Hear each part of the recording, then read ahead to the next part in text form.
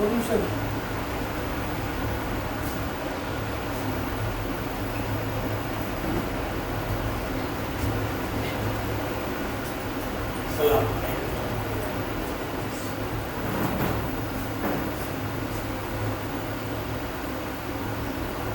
அல்லாஹு அக்பர், அல்லாஹு Akbar.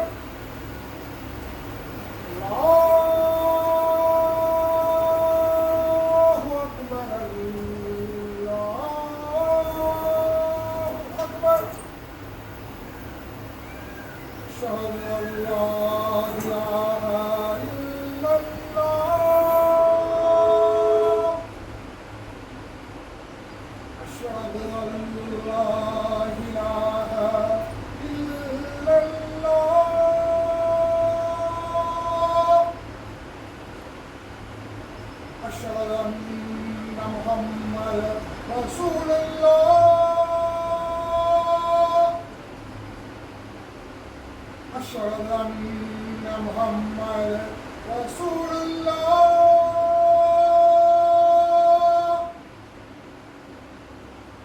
حي على الصلاة، حي على الصلاة،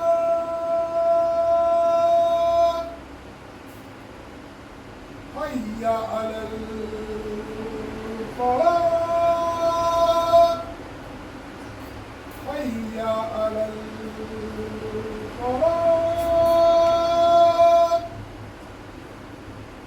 الله أكبر، الله أكبر.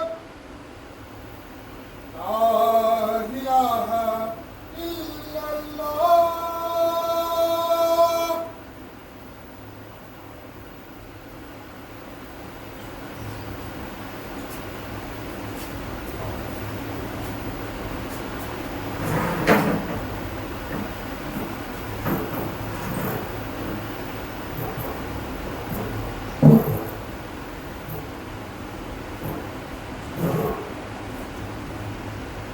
Assalamualaikum warahmatullahi wabarakatuh. Innal hamdalillah nahmaduhu wa nasta'inuhu wa nastaghfiruhu wa nu'minu bihi wa natawakkelu alayhi wa na'udzu billahi min shururi anfusina wa min sayyiati a'malina. May yahdihillahu fala mudilla lahu wa may yudlil fala hadiya lahu. Wa asyhadu an la ilaha illallah wahdahu la syarika lahu wa asyhadu anna Muhammadan abduhu wa rasuluh. Allahumma shalli ala Muhammadin wa ala ali Muhammadin kama shallaita ala Ibrahim wa ala ali Ibrahim innaka Hamidum Majid. Allahumma barik ala Muhammadin wa ala ali Muhammadin kama barakta ala Ibrahim wa ala ali Ibrahim innaka Hamidum Majid. Ya ayyuhan nas subhana rabbakum alladzi khalaqakum min nafsin wahidah wa khalaqa minha zawjaha wa bassa minhuma rijalan katsiran wa nisaa. Wattaqullaha alladzi tasaaluna bihi wal arham innallaha kana 'alaykum raqiba. Ya ayyuhalladzina amanu taqullaha haqqa tuqatih wa la tamutunna illa wa antum muslimun. Ya ayyuhalladzina amanu qulu qawlan sadida yuslih lakum a'malakum yaghfir lakum dhunubakum wa may yuti'illah wa rasulahu faqad faza fawzan 'azima. Kuntum khayra ummatin ukhrijat lin-nas ta'muruna bil ma'rufi tanhauna 'anil munkar wa tu'minuna billah. Laqad kana lakum fi rasulillahi uswatun hasanah. ஸல்லல்லாஹு அலைஹி. புகழ் அனைத்தும் ஏக இறைவன் அல்லாஹ் ஒருவனுக்கே. அவருடைய சாந்தியும் சமாதானமும் உலக தூதர், உண்மை தலைவர், மனித குலத்தின் வழிகாட்டி மாமனிதர் நபிகள் நாயகம் ஸல்லல்லாஹு அலைஹி வஸல்லம் அவர்கள் மீது இந்த இஸ்லாமிய மார்க்கம் இப்பூமியில் நிலைநாட்டப்பட வேண்டும் என்பதற்காக பல இன்னல்களை ஏற்று இறுதியிலே தங்களுடைய இன்னுயிர்களை நீத்த சத்திய சகாபாக்கள் மீது, உலகத்தில் வாழக்கூடிய உண்மை விசுவாசிகள் அனைவரின் மீதும் குறிப்பாக புனிதமிக்க இந்த ஜும்ஆவுடைய நாளில இறைவனுடைய கட்டளையை நிறைவேற்ற வேண்டும் என்ற உயர்ந்த எண்ணத்தோடு இங்கே இருக்கக்கூடிய நம் அனைவரின் மீது அந்த ஏக இறைவனுடைய சாந்தியும் சமாதானமும் நின்று லோட்டமாக என்று பிரார்த்தித்தவனாக என்னுடைய இந்த ஜும்மா உரையை ஆரம்பம் செய்கிறேன். அன்பார்ந்த சகோதரர்களே, கண்ணியமிக்க அல்லாஹ்வின் நல்லடியார்களே, இன்றைய நாளில் நாம் இந்த ஜும்மாவுடைய உரையாக எடுத்திருக்கக்கூடிய தலைப்பு இஸ்லாமும் சுதந்திரமும் என்ற ஒரு தலைப்பை எடுத்து அந்த தலைப்பின் கீழ் சில செய்திகளை நான் உங்களோடு பகிர்ந்து கொள்ள ஆசைப்படுகிறேன். ஏனென்றால் நாளை இந்தியாவினுடைய சுதந்திர நாளாக விடுதலை நாளாக இருப்பதால் இன்றைய ஜும்மாவை அந்த தலைப்பெடுத்து நாம் அதற்காக சரியாக பயன்படுத்திக் கொள்ளலாம் என்று நினைக்கின்றேன். இந்த அடிப்படையில் இஸ்லாம் சொல்லக்கூடிய சுதந்திரத்தை நாம் அறிந்து கொள்வது காலத்தின் கட்டாயமாக இருக்கிறது.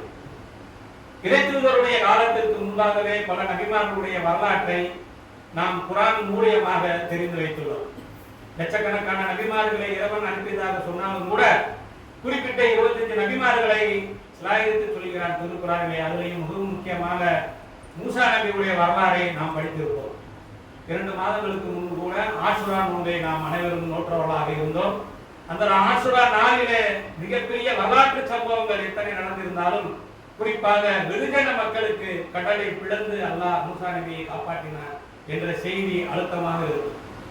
அப்படிப்பட்ட அந்த மூசா நபி அவர்கள் தங்களுடைய உம்மத்திற்கு லா இலாஹா இல்லல்லாஹ் என்ற கலிமாவை போதிக்கும் பொழுது அங்கே கொடுங்கோலனாக இருக்கக்கூடிய ஃபிரௌன் அதை தடுக்கிறான், அல்லாஹ்வை ஏற்றுக்கொள்வதற்கு மறுக்கிறான். இந்த காலகட்டத்தில் மூசா நபியிடமிருந்து சுதந்திரம் அடைய வேண்டும், விடுதலை அடைய வேண்டும் என்ற நோக்கத்தோடு மூசா நபி அவர்கள் ஃபிரௌனிடம் இருந்து விடுதலை அடைய வேண்டும், சுதந்திரம் தானும் அடைய வேண்டும், அந்த உம்மத்தையும் அந்த மக்களையும் அடைய செய்ய வேண்டும் என்ற உரிய நோக்கோடுதான் மூசா நபி அவர்கள் ஹிஜ்ரத் செய்கிறார்கள். அதற்காக மட்டுமல்ல, ஆனால் அதுவும் ஒரு காரணம் தான். ஏனென்றால் அடிமையாக வைத்திருந்த அந்த சமூக மக்களை அவன் அந்த மக்களுக்கு உணவு கொடுத்தான், அவர்கள் திருமணம் செய்தார்கள், அவர்கள் குடும்பம் நடத்தினார்கள், அவர்கள் பிள்ளை பேர்களை பெற்றெடுத்தார்கள், வளர்த்தார்கள், எல்லாம் வசதியும் அவர்களுக்கு இருந்தது. ஆனால் அவன் அவர்களை அடிமையாக நடத்தினான். வரலாறு படிக்கும்போது சொல்ற பாருங்க, ஆண் பிள்ளைகளை எல்லாம் கொன்றான், பெண் பிள்ளைகளை எல்லாம் விட்டு விட்டான். ஏன் ஆண் பிள்ளைகளை கொன்றான்? அந்த ஆண் பிள்ளை ஒரு பிள்ளை தனக்கு எதிரியாக வரப்போகிறார் என்பதை முன்பே அறிந்தனால் கொன்றான். அப்ப எந்த தடையுமே இல்லை.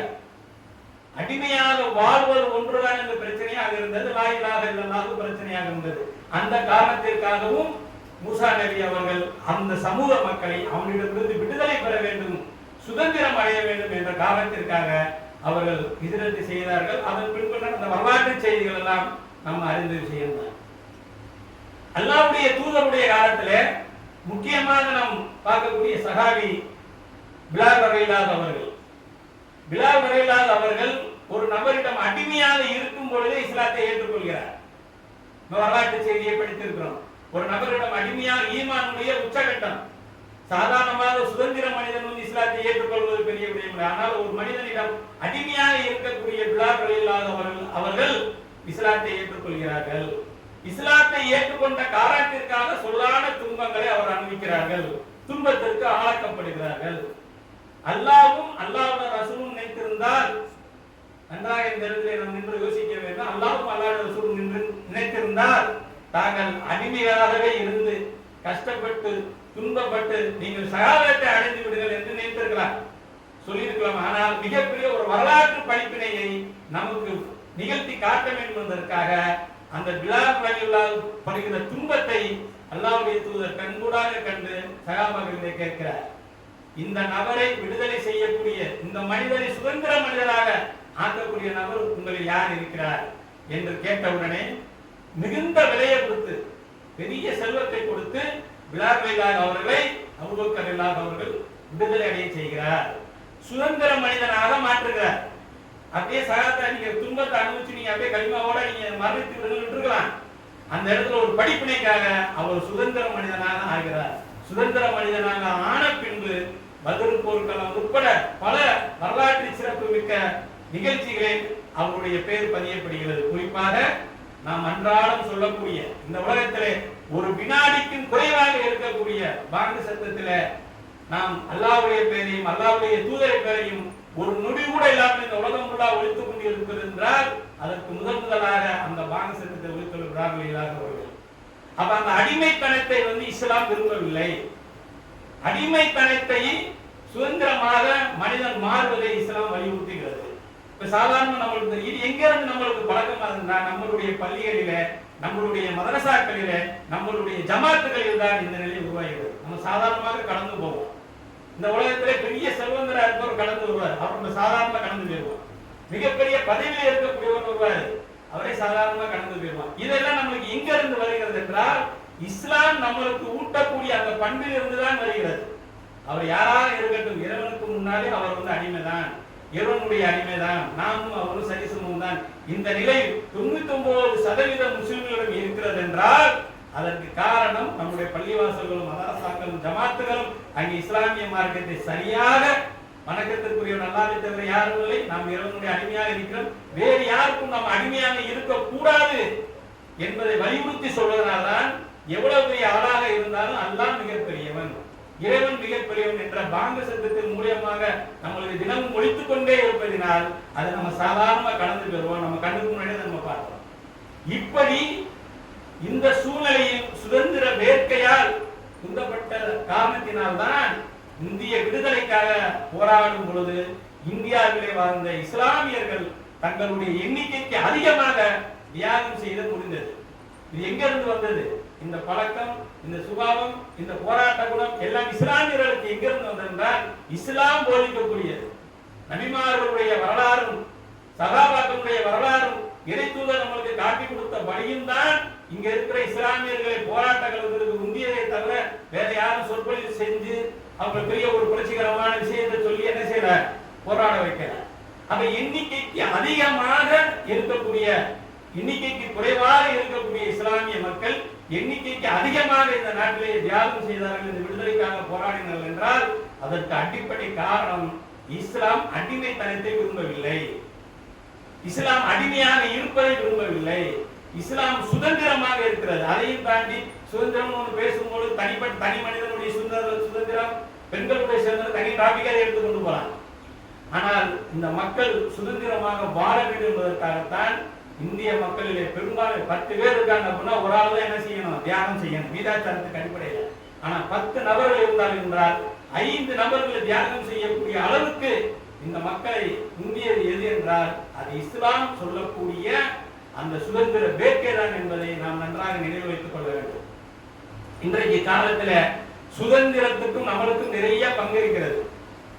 இந்திய விடுதலை போரும் முஸ்லிம்கள் என்று ஒரு டாபிக் கொடுத்தா கிட்டத்தட்ட ஒரு 3 மணி நேரம் 4 மணி நேரம் பேசக்கூடிய அறிஞர்கள் இருக்காங்க. அவ்வளவு விஷயங்களும் இருக்கு. ஆரம்பம் முதல் திப்பு சுல்தானுடைய காலம் தொட்டு கடைசியாக பகதூர் ஷா காலம் வரை, அதையும் தாண்டி காந்திஜி காலம் வரை இந்திய இஸ்லாமியர்கள் விடுதலைக்காக போராடிய பங்கு சொல்லி மாறாது. ஆனால் இன்றைய காலகட்டத்தில் அந்த சுதந்திரத்தினுடைய அந்த தியாகம் எல்லாம் பொது தளத்திலே மறைக்கப்படுகிறது மாணவர்களே. அதை நாம் மீண்டும் சொல்லக்கூடிய பெரிய விஷயம் என்ன அப்படின்னா, வெட்கக்கேடான விஷயம். நான் செய்த தியாகத்தை, நாம் செய்த தியாகத்தை பிறர் போற்றுவதற்கு பதிலாக, பிறர் பாராட்டுவதற்கு பதிலாக நாம் செய்த தியாகத்தை நாமே சொல்லக்கூடிய அளவுக்கு தான் இந்திய நாட்டிலே நம்மளுடைய நிலைகள் இருக்கிறது. இந்த திப்பு சுல்தானுடைய அந்த விடுதலை வித்து என்று சொல்கிறோம். அவன் தான் போர்க்களத்திலேயே வீரமரணம் அடைந்த மிகப்பெரிய மாவீரன். அவன் தப்பித்து போகவில்லை, அவன் போர்க்களத்திலே வீரமரணம் அடைந்தவன். அவனுடைய வரலாற்று நிகழ்வை கிட்டத்தட்ட 30-35 ஆண்டுகளுக்கு முன்னால் சஞ்சய் காந்த் என்ற ஒரு நபர் தொடராக எடுத்து, அப்ப இந்த கேபிள் டிவி இந்த இதெல்லாம் எதுவுமே இணையத்தில் எதுவுமே கிடையாது, இருக்கிறது ஒன்னே தூர்தர்ஷன் மட்டும்தான். ஒரு 91-92 காலகட்டத்தில் உங்களுக்கு நினைவு இருக்கும் என்று நினைக்கிறேன். அந்த காலகட்டத்தில் மிகவும் கஷ்டப்பட்டு பொருளாதார செலவு செய்து அந்த திப்பு சுல்தானுடைய தொடரை அந்த சஞ்சய் காந்த் என்ற ஒரு நபர் எடுக்கிறார். எடுத்து வாரத்துல வெள்ளிக்கிழமை வாரத்துல ஒரு நாள் போறதுக்காக 30 நிமிஷம் அதுல அட்ஜஸ்ட் பண்ணிதான் நிறைய பேர் மிஞ்சி போனா 20 நிமிஷம் அந்த செய்தி உங்களுக்கு கிடைக்காது. இதை வெளியிட சொன்ன போது கூட நீங்க திப்பு சுல்தானுடைய வரலாற்றை தூர்தர்ஷனில் ஒளிபரப்ப வேண்டும் என்றால் இது கற்பனை கதை என்று ஹெட்டிங்ல போட வேண்டும், டைட்டில் போட்டாதான் நாங்கள் வெளியிடுவோம் என்று சொன்னார்கள் என்றால் எவ்வளவு தூரத்துக்கு ஒரு கேவலமான மிக மோசமான நிலையில இந்திய இஸ்லாமியர்கள் வாழ்கிறார் என்பதை தெரிந்து கொள்ள வேண்டும். நம்ம நினைக்கலாம் ஒருவேளை அந்த காலத்தில் பிஜேபி அரசாங்கம் வந்துச்சோ, அல்ல, அது காங்கிரசுடைய ஆட்சி காலம் தான். காங்கிரசுடைய ஆட்சி காலத்திலே இந்த நிலைமை என்றால் பிஜேபி காலத்தில் சொல்லவே வேணாம். ஏன் விடுதலையை பற்றி நாம மறுபடியும் பேசுகிறோம் என்றால், விடுதலையை பற்றி நாம பேசவில்லை என்றால் விடுதலைக்கு சம்பந்தமே இல்லாதவர் பேசுகிறார்கள். நீங்க இணையதளத்தில் பாப்பீங்க, ஆகஸ்ட் இன்றைக்கு நாளை குறிப்பிட்டு சொல்றாங்க. ஆகஸ்ட் 14 இந்தியா துண்டாடிய நாள், துண்டாக்கப்பட்ட நாள், பாரத மாதாவுடைய கை வெட்டப்பட்ட நாள், தலை ஊட்டப்பட்ட நாள், என்னென்னமோ அவனுக்கு தெரிஞ்ச வரலாறு பூரா என்ன செய்யறாங்க, பேசிக்கிட்டு இருக்காங்க. அப்ப அகண்ட பாரதம் என்பது RSS அண்டக்குழு என்பதை நாம் எல்லோரும் சொல்ல வேண்டிய கட்டாயத்திலே இருக்கிறோம். அகண்ட பாரதம் அப்படி என்று ஒன்று இல்லை. அந்த அகண்ட பாரதத்தை உருவாக்கியது முகலாய முஸ்லிம் மன்னர்கள். அதுக்கப்புறம் இவன் தான் என்ன செஞ்சான், ஏமாந்து கூப்பிட்டு வந்தான். அகண்ட பாரதத்தை உருவாக்குறவங்க நம்மளுக்கு எந்த சிக்கலுமே கிடையாது. அகண்ட பாரதம் உருவானால் பிரிந்து போன பாகிஸ்தானும் பிரிந்து போன வங்காளதேசம் நம்மளோடு சேரும். இவன் சொல்ற அகண்ட பாரதத்தில் ஆப்கானிஸ்தான் வருது. அப்ப முஸ்லிம்களுடைய எண்ணிக்கை அதிகமாகி பாராளுமன்றத்தில் எம்பிக்கள் அதிகமாவார்கள், முஸ்லிம்கள் எண்ணிக்கை அதிகமாகும். எந்த ஒரு செயலாக இருந்தாலும் இந்தியாவில் ஒரு கல்லறைக்கு போடுவதாக இருந்தாலும் முஸ்லிம்களை கேட்காமல் போடக்கூடாது என்பதை முன்கூட்டி அறிந்தனால்தான் திட்டம் போட்டு நாட்டை துண்டாக்கி கொடுத்தார். செஞ்சதாமே இப்ப கூட நம்ம சொல்றோம், 3வது தடவை ஆட்சியாளர்கள் இந்த அநியாய ஆட்சியாளர்கள் நம்ம வைக்கிற கோரிக்கை அகண்ட பாரதத்தை உருவாக்கினார். எங்களுக்கு தான் இழந்து தொழில் விஷயமாக, குடும்ப விஷயமாக, சம்பந்தம் விஷயமாக நம்ம எந்த ஒரு தங்கு தடையும் இல்லாம பாகிஸ்தானுக்கும் ஆப்கானிஸ்தானுக்கும் வங்கஸ்தானுக்கும் போயிட்டு வந்தலாம். அப்ப அகண்ட பாரதம் என்பது அண்டை குழு. அது இஸ்லாமியர்கள் மீது குறை சொல்வது பெரிய கொடுமை. அப்ப இன்றைக்குள்ள காலகட்டத்தில் நாம் இந்திய விடுதலைக்காக நாம் போராடிய விஷயத்தையும், இந்திய விடுதலைக்காக சுதந்திரத்தை பற்றி இஸ்லாம் நான் 2 விஷயம் தான் தரவு சொன்னேன்.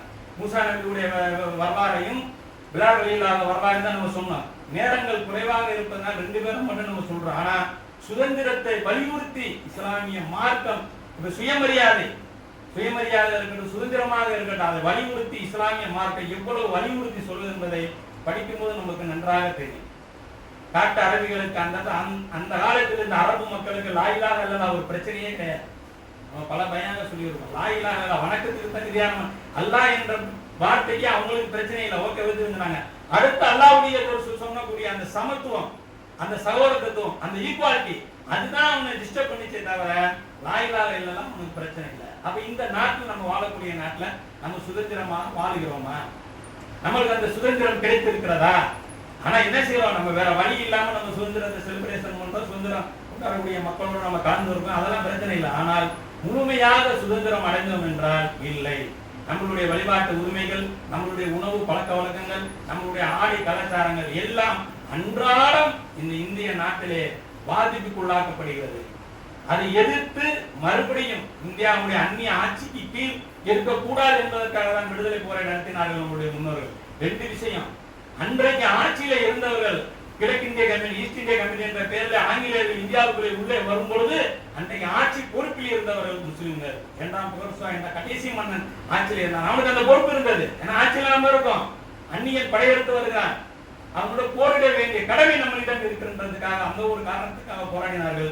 வெகுஜன மக்கள் இஸ்லாம் சொல்லக்கூடிய சுதந்திரம், இஸ்லாத்தில் வலியுறுத்தப்பட்ட சுதந்திரம், அந்த அடிமைத்தனத்திலிருந்து விடுதலை ஆக வேண்டும் என்பதற்காகத்தான் அவர்கள் என்ன செய்தார்கள், மிகப்பெரிய அளவில் போராடினார்கள். இன்னைக்கு நம்ம அடிமை யாரு சொல்லுவோம்? இன்னைக்கு சிறைவாசிகளை அடிமை என்று நம்மளா ஒரு வரையறை வகுத்து வச்சிருக்கோம். 8 பேர் ஜக்காத்துக்கு தகுதியான ஆட்கள் என்றால் அதுல 8வது நபர் அடிமையாக, அதுல கூட ஒரு நபர் அடிமையாக வருகிறார். அந்த அடிமையாக இருந்தால் சிறைவாசிகள் நம்ம சொல்றோம். எந்த ஒரு செல்வந்தர், நம்மளுடைய மனச்சான்றை தொட்டு நம்ம சொல்லுவோம், எந்த ஒரு செல்வந்தர், எந்த ஒரு ஜமாத்து தலைவர், எந்த ஒரு இயக்கவாதி யார் தன்னுடைய ஜக்காத்தை கரெக்டாக அளவீடு செய்து கணக்கிட்டு ஒரு அடிமையை நாம் விடுதலை செய்ய வேண்டும், ஒரு சிறைவாசிகளை நாம் விடுதலை செய்ய வேண்டும் என்று போராடியோ நீதிமன்றம் சொன்ன யாராவது ஒரு நபரை விடுதலை செய்த வரலாற்றை நீங்கள் பார்க்க முடியாது. ஏனென்றால் இவங்க ஜக்காத்து வேற கணக்கு, இவங்க ஜக்காத்து பிரித்து கொடுப்பது சதகா கணக்குல தான் கொடுக்குறாங்க. அந்த அடிமையை விடுதலை செய்யக்கூடிய அளவிற்கு யாருமே இல்லை. ஏன்னா நம்மளே அடிமைகளாக சில நேரத்துல மாறி போகிறோம், நம்மளே அறியாமலே. பசியா இருப்பவனுக்கு சாப்பாடு பிரச்சனை, வீடு இல்லாதவனுக்கு வீடு பிரச்சனை, வேலை இல்லாதவனுக்கு வேலை பிரச்சனை. அடிமைக்கு எந்த பிரச்சனையுமே கிடையாது, அவன் அடிமையாக வாழ்ந்தாலே போதுமானது.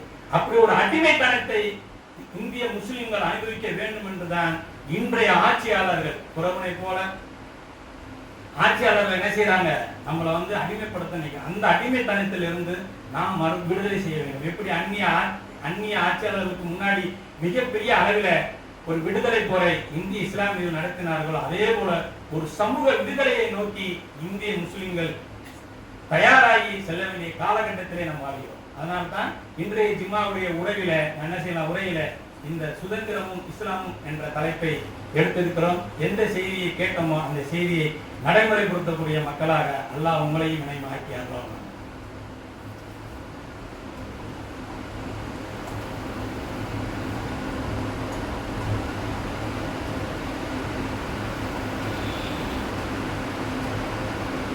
அஸ்ஸலாமு அலைக்கும் வரஹ்மத்துல்லாஹி வபரகாத்துஹு.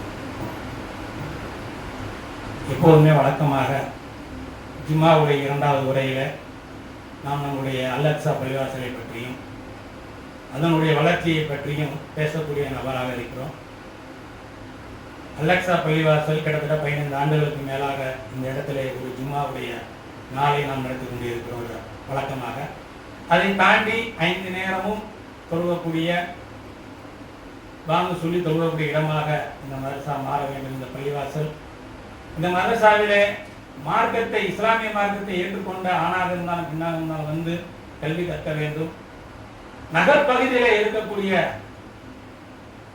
வீடு இல்லாத ஒரு ஏழை இஸ்லாமிய யாராக இருந்தால் அவர்களுக்கு இங்கு ஒரு குடியிருப்பை அமைத்து அவர்கள் இருக்க வேண்டும். இதை நம்ம தொடர்ச்சியாக ஜமாத் நிர்வாகிகளுக்கு வலியுறுத்தி சொல்லி வருகிறோம்.